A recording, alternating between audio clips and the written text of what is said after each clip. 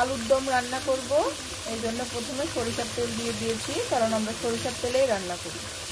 তো একটা গোটা আলু অর্ধেক করে কেটে এভাবে দিয়ে দিয়েছি। এখন সুন্দর করে ভেজে নেব আলুগুলো। আলুগুলো হলুদ লবণ দিয়ে আমি ভেজে নিলাম, দেখুন সুন্দর লাল লাল করে। এখন এটা তুলে নেব। জিরা তেজপাতা ফোড়ন দিয়ে, জিরার শুকনো মরিচ, কাঁচা জিরার কাঁচা শুকনো মরিচ হচ্ছে বেটে আমি এটা আবার এই তেলে সুন্দর করে এটা কষিয়ে নেব। একটু পরে আদা বাটা দিয়ে দেব।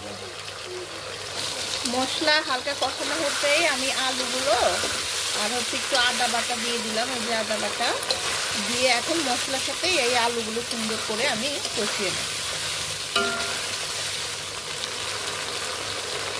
আলুগুলো মশলার সাথে আমি সুন্দর করে কষিয়ে নিয়েছি।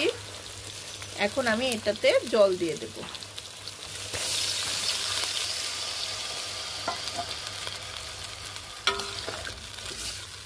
এখন জলটা ফুটে উঠবে, তারপর আলু সেদ্ধ হওয়া পর্যন্ত অপেক্ষা করতে হবে।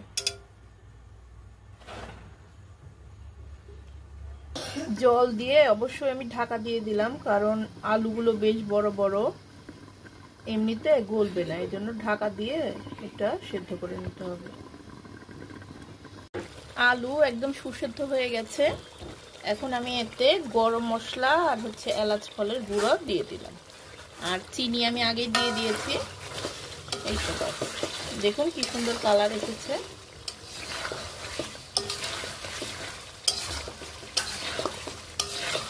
দেখে মনে হচ্ছে স্বাদও খুব সুন্দর হবে। এখন এটা নামিয়ে নেব। এই যে আলুর দম একদম রেডি হয়ে গেছে।